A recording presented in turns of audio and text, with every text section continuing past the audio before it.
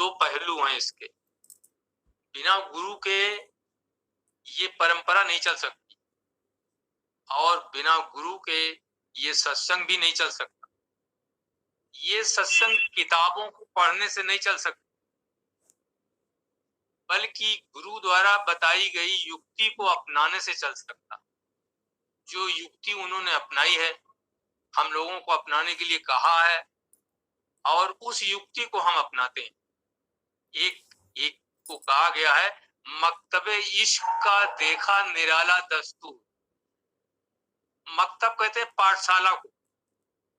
जो प्रेम की पाठशाला है उसका दस्तूर अनोखा है। मकतबे इश्क का देखा निराला दस्तूर, उसको छुट्टी न मिली जिसने सबक याद किया। तो हम लोग उस पाठशाला में दाखिला लिए हुए हैं। ये साहब की पाठशाला है और उसमें हम लोगों ने अपना नाम लिखाया है, अपना दाखिला लिया है। तो साहब ने जो हम लोगों को बताया है, हम उसका अनुकरण करते हैं, उसका अनुसरण करते हैं और उस पर चलते हैं। ये हमारी एक परिपाटी है और उनका उस परिपाटी का अनुसरण करने के पश्चात ही हम उसमें कुछ हासिल कर सकते हैं। देखिए, एक चीज होती है गुरु कृपा और एक चीज और होती है कि निज कृपा। और गुरु कृपा के साथ एक कृपा और जुड़ी रहती है, ईश्वर कृपा। क्योंकि गुरु ईश्वरी बंदे होते हैं, ईश्वर के साकार स्वरूप होते हैं।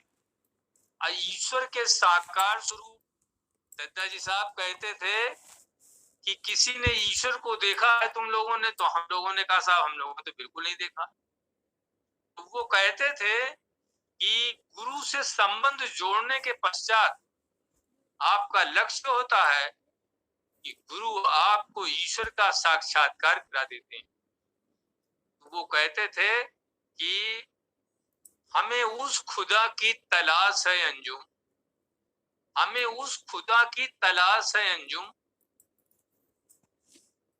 लगे। तो दत्ताजी साहब कहते थे कि हमें उस खुदा की तलाश है अंजुम जो खुदा हो के आदमी सा लगे।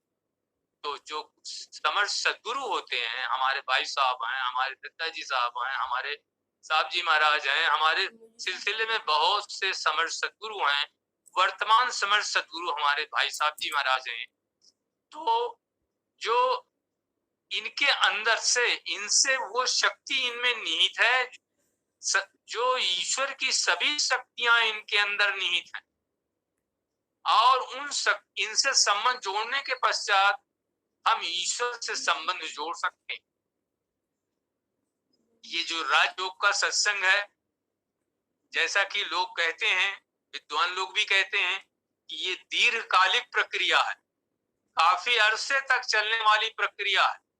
और इस प्रक्रिया का दूसरा पहलू है, इसमें नियमित अभ्यास भी आवश्यक है। तो राजयोग के इस सत्संग में, जैसा कि साहब ने हमको बताया है, हमने सीखा है, ये दीर्घकाल तक चलने वाली, दीर्घकाल में लंबे समय तक चलने वाली प्रक्रिया है। कोई एक दिन में जो है वो उस चीज को हासिल नहीं कर सकता है। ईश्वरी विद्या है ये, ईश्वरी विद्या गुरु द्वारा प्राप्त कराई जाती है, लेकिन प्रयास तो शिष्य को करना ही पड़ता। शिष्य को अपनी निज कृपा गुरु से जोड़ना पड़ता। शिष्य को अपनी सूरत की धार गुरु के, सदगुरु के सूरत की धार से, उनके हृदय से जोड़ना पड़ता है। तभी उनके हृदय से करंट आती है और वो करंट हम अपने हृदय पर धारण करते हैं। और उस करंट को धारण करने के पश्चात हमारे अंदर के जो मल विक्षेप हैं, जो खराब चीजें हैं, जो हम लोगों ने ऐसी चीजें इकट्ठी कर रखी है, जो काम, क्रोध, लोभ, मोह, मद, मत्सर इत्यादि जो हमारे दोष हैं, वो दोष गुरु द्वारा प्रदान की जाने वाली उस दिव्य शक्ति से वो नष्ट हो जाते हैं और हमारा अंतःकरण निर्मल हो जाता है। हमारे अंतःकरण में मन, बुद्धि, चित्त और अहंकार, चार चीजें शामिल हैं। मन मनन करता है कि संकल्प विकल्प उठाता है, बुद्धि निर्णय देती है, चित्त जो है उस निर्णय को, उस अहंकार पोषित करता है या नहीं पोषित करता, तब वो विचार हमारे जो है वो अंतःकरण में इकट्ठा हो जाता। कहा जाता है कि भारतवर्ष में एक किंवदंती है, भारतवर्ष में एक किंवदंती ये है कि जब स्वाति नक्षत्र का उदय होता है तो समुद्र के अंदर से सीपियां समुद्र की ऊपरी सतह पर आ जाती हैं, और वो सीपियां समुद्र की जो ऊपरी सतह पर आ जाती हैं, समुद्र की गहराइयों से चल करके समुद्र की ऊपरी सतह पर इसलिए आती हैं कि स्वाति नक्षत्र की अगर एक बूंद उन सीपियों के पेट में चली जाए तो वो फिर से समुद्र की गहराइयों में चली जाती हैं और वहां पर उस बूंद से मोती बनाने का काम शुरू कर देती हैं और उनके अंदर मोती का निर्माण होता। तो हम गुरु महाराज स्वाति नक्षत्र की बूंद जो हम लोगों को दे रहे हैं, वो बूंद अगर हम अपने अंतःकरण में धारण कर लें तो हमारे अंतःकरण में भी मोती रूपी रत्न पैदा हो जाएगा और हम उनके इस चीज को चरितार्थ कर लेंगे कि गुरु तत्व कितना महान तत्व। गुरु तत्व की महानता के साथ साथ एक चीज ये भी जुड़ी है, जो भाव गुरु के साथ हमने ग्रहण किया है, गुरु की भक्ति के साथ ग्रहण किया है, उस भाव को हमेशा धारण करें। अगर हम हर पल अपने भाव को बदलेंगे, गुरु की भक्ति में मन नहीं लगाएंगे, तो हम कमजोर विद्यार्थी होंगे और हम उस चीज को हासिल नहीं कर पाएंगे। इसलिए अच्छे विद्यार्थी बनने के लिए, अच्छी भक्ति प्राप्त करने के लिए जो गुरु से आपका हमारा संपर्क है वो प्रगाढ़ होना चाहिए।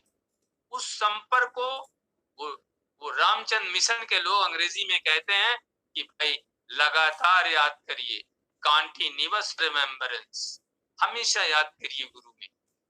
तो गुरु की शक्ति जो है क्या करती है, संत कबीर कहते हैं गुरु कुम्हार शिष्य कुंभ है, गढ़ी गढ़ी काढ़े खोट, अंतर हाथ सराह दे बाहर बाहर चोट। तो गुरु को कुम्हार कह रहे हैं, गुरु कुम्हार शिष्य कुंभ है, और शिष्य क्या है, घड़ा है।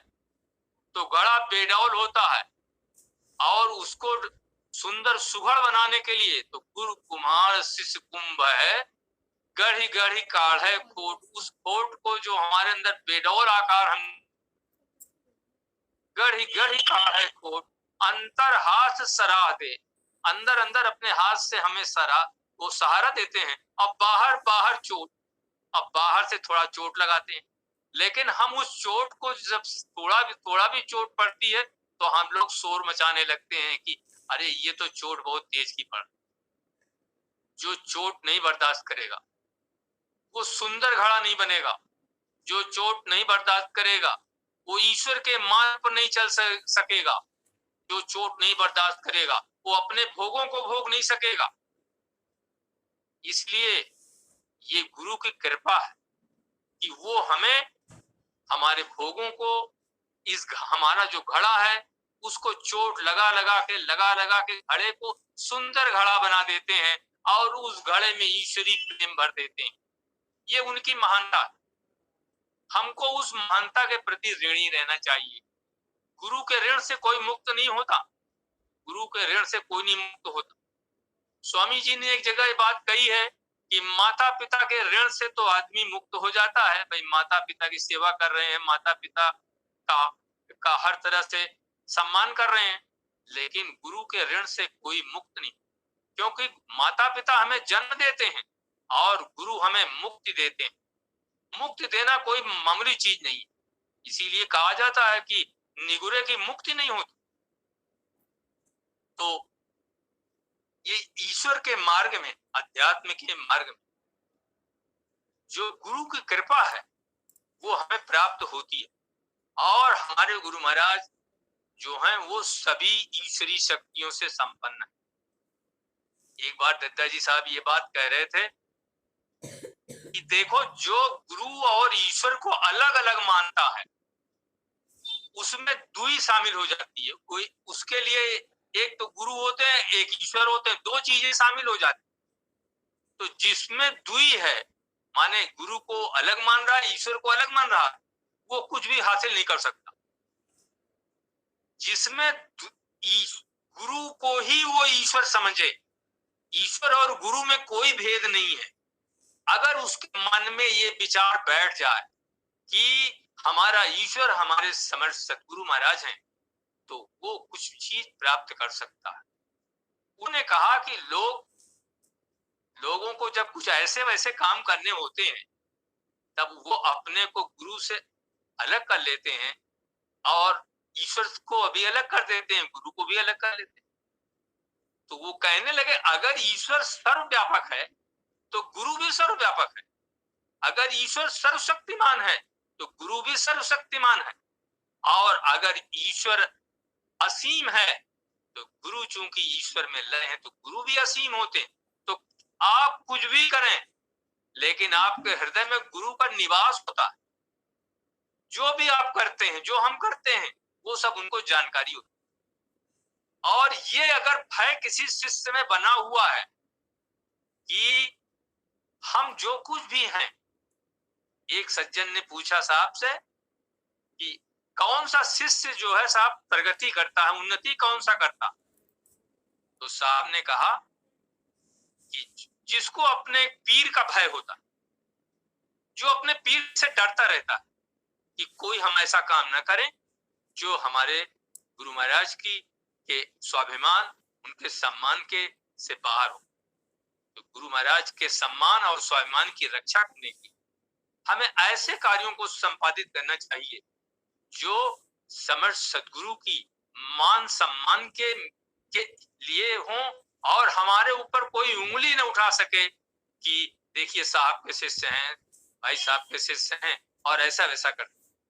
हमें उनके सम्मान को सुरक्षित रखने के लिए, उनके सत्संग की लाज को रखने के लिए, उनके सत्संग के महत्ता को समझाने के लिए ये चीज ध्यान देना चाहिए कि हम कोई ऐसा कार्य न करें जिससे साहब की के सम्मान और उनके सत्संग के प्रति कोई ठेस पहुंचे। ये हमारे गुरु की एक महानता का द्योतक होगा। किसी ने लाला जी साहब से कहा कि साहब कोई आप ऐसा ड्रेस बनवा दीजिए जिससे पता चले कि हम लोग सत्संगी हैं आपके। तो लाला जी साहब ने कहा आपका आचरण ही आपका ड्रेस है, आपका जैसा स्वभाव है, रहन सहन का तरीका है, उससे लोग समझ जाएं कि ये कोई सत्संगी है। उसमें ड्रेस पहनने से कुछ नहीं होता। तो हमारे भाई साहब का जो उपदेश है, जो शिक्षाएं हैं, जो दत्ता जी साहब की शिक्षाएं हैं, उनको हम ग्रहण करते हैं और इस मार्ग पर चल रहे हैं। तो अभी मैं बात कर रहा था कि ये जो राजयोग का सत्संग है, ये दीर्घकालिक प्रक्रिया है, काफी लंबे समय तक चलने वाली प्रक्रिया है। तो इस प्रक्रिया में हम ज्यादा से ज्यादा इतना करते ही हैं कि सुबह शाम हम गुरु महाराज के सामने बैठ करके ध्यान की प्रक्रिया अपनी शुरू करते हैं। लेकिन भाइयों, मैं आप लोगों से ये कहना चाहता हूं, सुबह शाम की प्रक्रिया नहीं है, ये हर समय की प्रक्रिया है। सांस सांस में राम कह, सांस वृथा ना खोए, ना जाने इस सांस का आमन होए न हो। इसलिए हर सांस में अपने गुरु की याद करिए, गुरु की युक्ति को धारण करिए। इससे आपका जो समय है, जो साधना का समय है, वो कम हो जाएगा और आप अपने लक्ष्य को इसी जन्म में प्राप्त कर लेंगे। लेकिन अगर आप केवल सुबह शाम फर्ज निभाने के लिए थोड़ी देर तक बैठक करते हैं तो आपका साधना काल कई जन्मों के लिए होगा, कोई एक जन्म के लिए नहीं होगा, क्योंकि आपने ज्यादा समय अन्य कार्यों में लगाया है। साधना को जिसने साधना में प्रवेश लिया है, उस साधना काल को एक एक क्षण, एक एक पल के लिए हमेशा उसमें मशगूल रहे। वो एक हमारी अपनी सत्संग की किताब में लिखा है, वो डॉक्टर चतुर्भुज साहब ने लिखा है, उल्फत का जाम पीकर मखमूर हो गए हम, उल्फत का जाम पीकर मखमूर हो गए हम, उसके नशे में चूर हो गए हम, नाजिर थे जब नजर थी मंजूर पर मगर अब मंजूर की नजर में मंजूर हो गए हम, जाहिर थे हम तो खुदा हमसे रहता था पिन्हा, उसको आया किया जब मशहूर हो गए हम। तो कोई भी महान पुरुष, कोई भी समर्थ सदगुरु, कोई ईश्वर के बंदे ये नहीं कहते कि हम बहुत बड़े बड़े आदमी हैं, वो तो हम लोगों की सेवा करने के भाव से इस धरा पर अवतरित हुए और हम लोगों जैसे भूले भटके लोगों को सही मार्ग दिखाते हैं, सही मार्ग पर ले जा रहे हैं और हम में से ज्यादातर लोग उस मार्ग पर चल रहे हैं और ये प्रक्रिया दीर्घ काल तक अपनानी है। जब तक कि हमारा ये शरीर यहाँ रहेगा तब तक हम इस प्रक्रिया को अपनाते रहेंगे और जब सांस नहीं रहेगी तब कोई बात नहीं, उस समय भी एक बार दत्ताजी साहब बता रहे थे कि बाबूजी साहब से किसी ने पूछ दिया कि साहब जब हम लोगों का आखिरी समय आएगा तब आप क्या करेंगे? तो बाबूजी साहब की आंखें सुर्ख हो गईं। दत्ताजी कह रहे थे आंखें सुर्ख हो गईं कि जिस समय किसी को जाना होगा, जिसको हमने बैत किया है, उस समय हम ही नहीं हमारे जितने पीराने उज्जाम हैं वहां पर अपना एक घेरा बना देते हैं और उसको उस जगह ले जाते हैं जो बहुत ही प्रतिष्ठित स्थान होता है। ऐसे स्थान पर बिरले लोग पहुंच पाते हैं। ये हमारे सत्संग की महिमा है, ये हमारे साहब जी महाराज की महिमा है। इसलिए सभी लोग ध्यान रखें कि जब हमारा आखिरी वक्त आएगा तो और हमारी मदद कोई नहीं करेगा, हमारे घर के आदमी नहीं करेंगे, हमारे नाते रिश्तेदार नहीं करेंगे। अगर उस समय हमारे साथ कोई होगा तो हमारे समर्थ सदगुरु भाई साहब जी महाराज होंगे और भाई साहब जी महाराज के द्वारा ही हम उस स्थान पर पहुंचेंगे। एक बार वो जो है एक चौहान साहब थे, उनकी पत्नी को साहब ने कुछ दत्ताजी साहब ने कुछ डांट दिया तो रोने लगी। तो उन्होंने कहा कि तुम्हें नहीं मालूम है कि मैं ही तुम्हें पार लगाऊंगा। मतलब ये है कोई ये एक दिन का खेल नहीं है, इससे हमारा लौकिक और पारलौकिक दोनों चीजें सुधरती हैं और हम इस मार्ग पर चलते चलते अपने सदगुरु की कृपा से उस लक्ष्य को प्राप्त कर लेते हैं जिसको बहुत बड़े बड़े तपस्वी नहीं प्राप्त कर पाते और ये उनकी कृपा का फल है। एक छोटी सी कहानी मैं आपको सुनाऊं। जैसे हम लोगों में ऋषि मनीषी महर्षि ब्रह्मर्षि हैं, जैसे साहब जी महाराज वगैरह, ऐसे देवताओं में भी ऋषि मनीषी होते हैं। तो नारद जी भी एक ऋषि थे। तो नारद जी जंगल से होते हुए जा रहे थे तो देखा कि एक साधना करने वाला आदमी जो अच्छा साधक था वो बहुत दिनों से साधना कर रहा था और दीमकों ने उसके शरीर के चारों तरफ एक घेर लगा दिया था। दीमकों से वो घिर गया था, वो इतने दिनों से साधना कर रहा था। तो नारद जी बीना बजाते हुए वहां पहुंचे तो पूछे, उस साधक ने पूछा कि देवर्षि आप कहाँ जा रहे हैं? तो नारद जी ने कहा मैं भगवान जी के यहाँ जा रहा हूँ।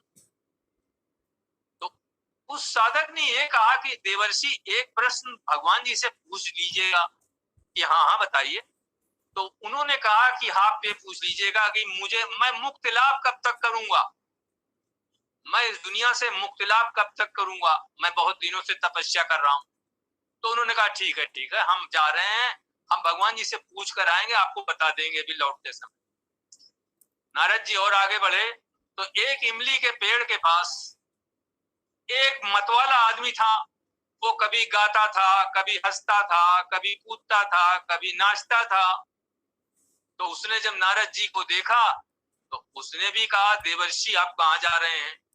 देवर्षि ने कहा, भाई हम तो भगवान जी के यहाँ जा रहे हैं कि हमारा भी एक काम किए आइए। कि हाँ बताइए। बोले कि हमें कितने दिनों में मुक्ति लाभ प्राप्त हो जाएगा? कि ठीक है, अभी अभी लौटते समय मैं आपसे मिलता हुआ जाऊंगा और बता दूंगा।